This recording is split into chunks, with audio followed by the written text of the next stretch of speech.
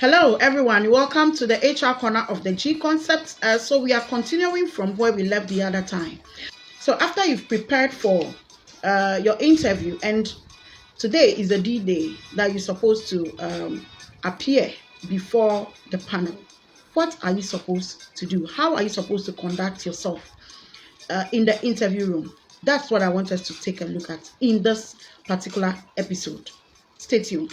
So now, the first and foremost thing that you ought to note is that whenever you enter an interview room or you go before a panel, courtesy and manners has it that you need to greet. So when you enter an interview room, make it a point to greet your panelists, those you are going before. In fact, when you go to anywhere, you are supposed to greet. So I don't even see why people will walk into the interview room and decide not to greet. Some will greet and take their own seats, which is wrong. It's never done. I mean, it doesn't matter which part of the world you come from. You go before somebody, you have to greet the person. In this case, you are going before a group of people you've never seen before in your life. Even if you have ever seen any of them, it's still not a guarantee for you not to greet. And you see people walking in without greeting, and they just stand there like that. Some of them will come and they are just standing like that. Others will come, grab their own seats. Like, seriously, it's wrong to do that. So when you enter an interview room, the first thing you ought to do is to greet first. You greet, and then you are given a seat, or you are asked to sit down. Mostly when you enter, you see a seat by you where you are supposed to sit. But then you don't just go and grab your seat. You let them usher you into your seat, as in, oh, please have a seat. Then you sit down. That's courtesy.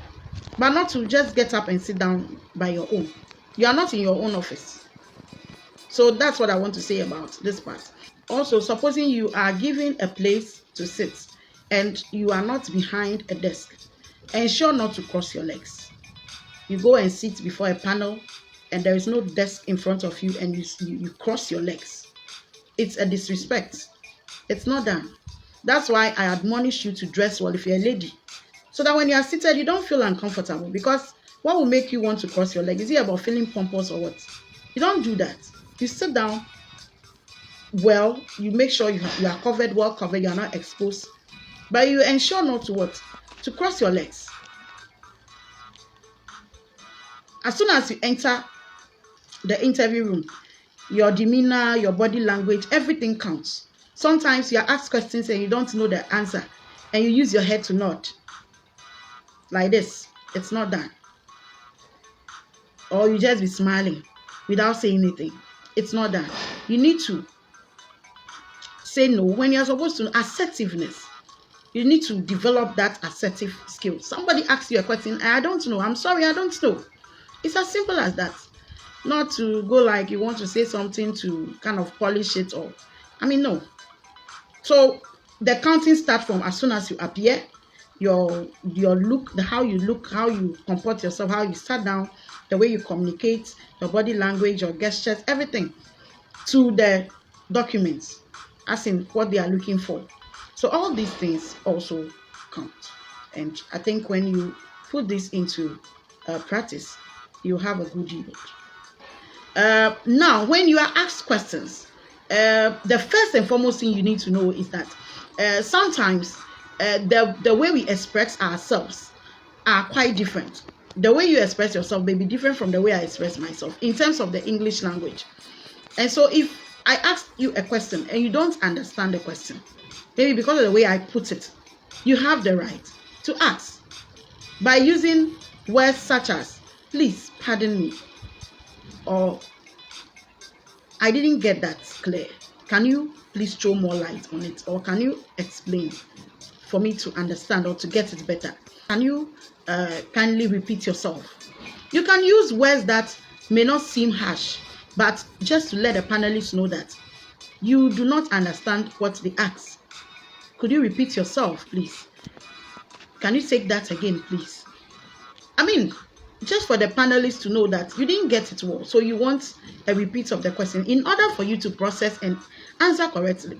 But if you don't do that, and then you just take the question as you thought it is, when you were not clear. Especially when you are not clear, it's not about when you are clear. If you are clear with the question, it's a different thing. But if you are not clear, and sometimes it sounds ambiguous, you need to do what? You need to ask for it to be repeated again. And it's no crime at all. So this is something we have to take note of.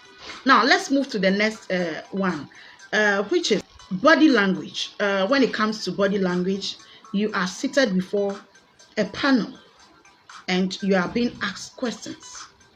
How are you supposed to conduct yourself in terms of your body language?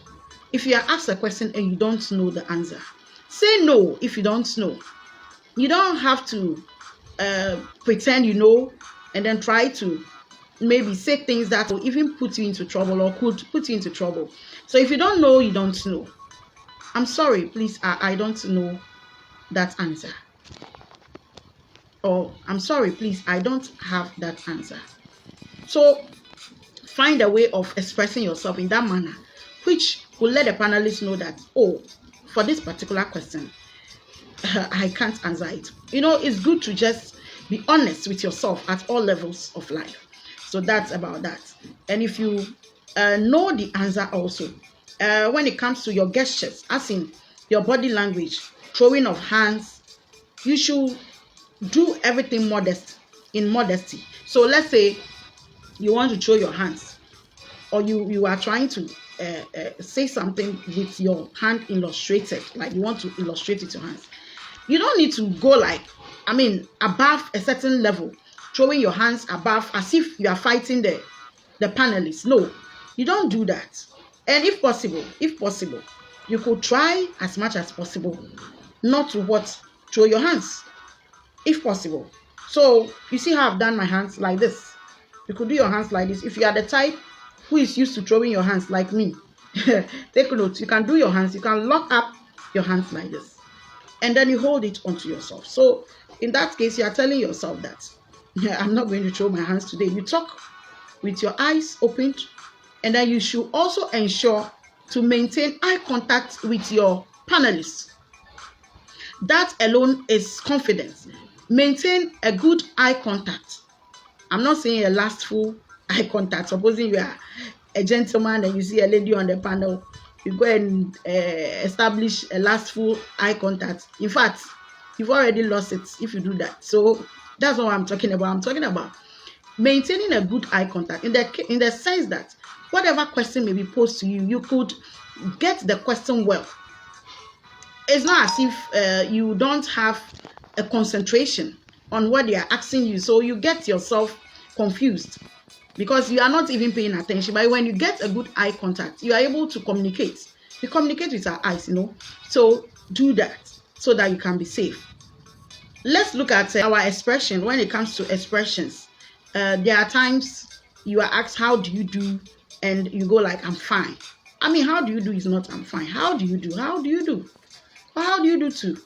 So sometimes some panelists just want to test your basic English, and the first question they will ask you is, how do you do? And there you are. You cannot answer it. So let's take note of some of these little things. Now, you should know that we've already spoken about the likely questions you can ask during an interview. So when you are asking questions, it's not like you are asking during the interview, as in you are being questioned and you also want to question. You wait till you are given the opportunity. Let's say after you have been interviewed throughout the whole process, now you are given opportunity. Do you have any question for us? Then you can ask your questions that you felt you need to know, you want to be clear about.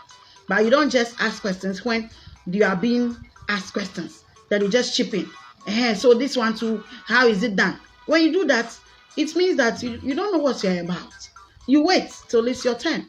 If you are given opportunity, if you are not given opportunity, see it like that. Just take it like that and go your way. So that's what I can say. And then your documents. I would like to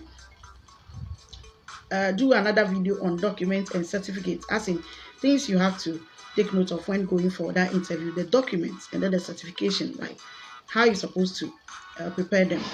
And so on this note, we'd like to draw the curtains on how to conduct yourself during an interview.